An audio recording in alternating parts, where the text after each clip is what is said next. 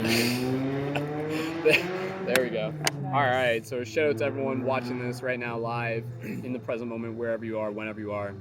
This is a 360 internal virtual reality perception of the Paradigm Shift London community, and we're just going to do a quick micro conscious conversation with you here, talking about metaphysics, and in particular, passing it over to Tammy. And we were just talking about your experience with synesthesia, and if what you want to share on that related to the consciousness and the shift, or anything in general. Well, I'm curious how things look to other people because I've noticed that for me, the colors that I see, not necessarily around people, but just in general around situations or certain types of people, that the colors are shifting and changing. And there's more just in general busyness going on. And I'm curious if other people experience anything like that. I think I think that's really interesting because I was kind of saying this before. Like your personal experience is quote unquote like evidence in a way of these subtle underlying shifts that are often too subtle for most people who don't have synesthesia to recognize through the perception of colors. Most people wouldn't tell you, "Oh, my colors are changing," or for someone who's already sensitive to that, for them to notice, whether it be both internal and like external, is like, but yeah, to just be able to notice that, I think is very, very fascinating. The again, going back to these like underlying energy waves all throughout reality, but you can see those, and you can see. Would you think of them as auras, or what would you call them? Because you see Um, colors all around people, right? I think it's a little different than an aura Yeah. for me. Cool. People That's cool. are, kind of have a color that goes with them, but then it it can be filtered or alter depending on their health, depending on their emotional state, that kind of thing for me. Um, like even music has color, you know. Mm. Just being able to listen to this, that helps me to block out some of the negative because that gets overwhelming. So that's something that I'm trying to find contact with other people that also have to deal with that because it can be overwhelming that I have to actually block it, and you don't want to have to do that. But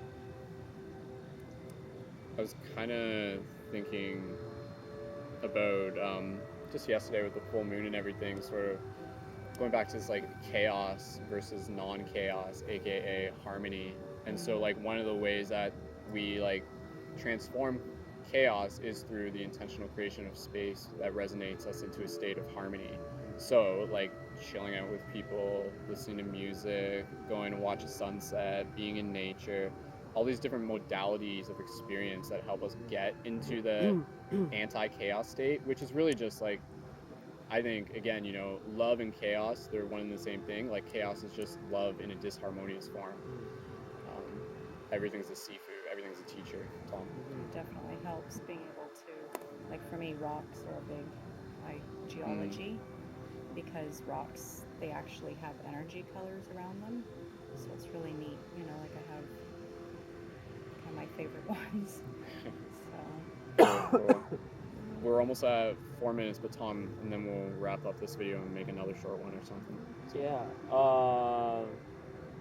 Yeah, about chaos. I mean, like a lot of the times, like we're never taught how to like deal with chaos when it happens in our life, and there are times where chaos will inevitably show up. I notice with myself, like I try to control things and try to keep everything cool when everything's crazy. organized, yeah. Yeah, but sometimes we need to learn to like relax into chaos and be in it for a little bit and let it kind of do its thing, rather than fight it or panic or stress about it. Relax into it and just understand that chaos is just a phase of life and it will too pass, and it's necessary. And I love to give this analogy of like whenever we see like a road being built, for example, what's the first thing people do? They complain about how crazy it looks. Like, oh, this road is so destroyed and it's construction. What the heck? This is dumb. And then when it's built, then they're like, oh my god, it's such a great We did road. make Right. Yeah. You're like driving on the road, you're like, oh, so smooth, yeah. But like, in order for that to happen, it's like it looks ugly, but then when it becomes a smooth road, it's like you appreciate the smooth road. So it's more like embracing the process of chaos until like it becomes harmony or order. Yeah. And then, yeah. Yeah. Tammy. No, I was just, when you had mentioned about the friend that you have that works down Adelaide and Dundas, she's a counselor. Yeah. And I just, I'm thinking, and it's like, it'd be neat to be able to help individuals that, that are in a state of chaos, whether it's from a life experience or just within themselves, not having that ability to kind of organize themselves to the point of, having the talents or the mindset or whatever to relax, like to get calm. Because you have to work at it. Like I know I find there's things that cause me to get panicky or whatever, and so I think that's neat. Probably a bit of what Paradigm Shift, is able to do for people, Yeah. So. Yeah. Like I can get really anxious at times, and like when I start worrying about, oh my god, what's gonna happen, like financially or my work, or like what am I gonna do with my life, like things start like escalating, right? But I recently found it's all about like meditation, just like noticing it coming on. It's like, okay, this is like anxiety, or this is like chaos coming within me, Settled, yeah. and I accept you. Thank you for showing up, rather than like, oh, anxiety, oh crap, anxiety, here it is, oh my god, anxiety, what the hell, anxiety, stop it, and then you're like, stop. you're sitting in one spot and it looks like your head's gonna blow off and like nothing's going on, right? So I think we can be our best friend or our worst enemy. Oh, I agree. Yeah. I usually, like, if I'm working, like, or in a volunteer situation or with someone, and I, that's when I try and focus on their color. Like, if I have a sense. Some people, though, are very, very closed, and, but if someone's going through something, for example, let's say, one of my children or grandchildren or someone that I'm routinely close to, and you see that their color is shifting, so I will try to reach out and send good energy and envision the color shift for them. So see if that. Yeah, and just expanding on that, and we'll wrap up this video, but just going back to, it's interesting because like that natural thought process to me reflects back on just being more aware of how much our thoughts actually do create. I mean, some people are literally just like, like, I am seeing your color and I'm meeting it with more thoughts of color and I see what's actually happening. Whereas most people, like, they don't see thoughts with that extra layer, so they don't sort of realize like the effect that they carry just by projecting love towards people who we love, projecting intentions towards, like, taking a moment to like express gratitude for someone. Especially even with animals, like sometimes I think sometimes we like forget an aspect where to the animal it means like for you to show them love, like that is like a huge part of their experience and a huge part of their being. And sometimes we don't always show animals like direct love. We're just kind of like, hey buddy, but like sometimes like we really have to like show up and give them love. Which teaches us how to show up as love, to give them love, which goes beyond just animals and everything. But Tom, go ahead and then we'll get close to finishing this. Yeah, you bring on something so amazing, actually. I've been reading Brené Brown's book. I don't know if any of you guys heard of Brené Brown. She's a shame researcher about shame, vulnerability, and courage.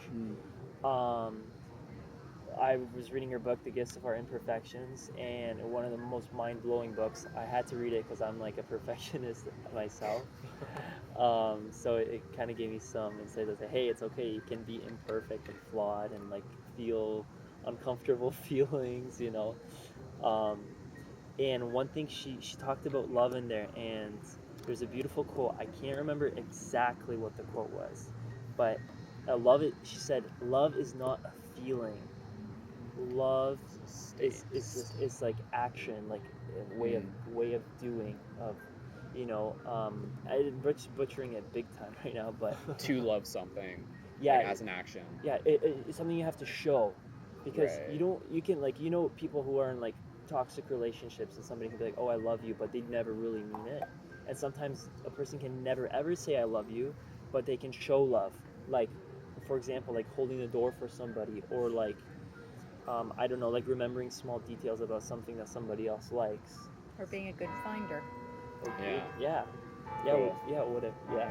And with the ring of the bell, we'll conclude this video for this time. So every conversation just branches into an infinite amount of other conversations. And thanks for tuning in. And of course, we encourage you to help create paradigm shift communities where you are, where you can invite people out to take part in open-minded discussion, meditation groups, paradigmshiftcentral.com. So guys, say farewell to the people for now. So hi, Ciao. people, bye. Oh, whoops! I was You're gonna like send them love, send love to the people. Okay. Love. Did anybody pick the nose during this or not? No. No, I got distracted. All right, one love, guys. See you around. Peace.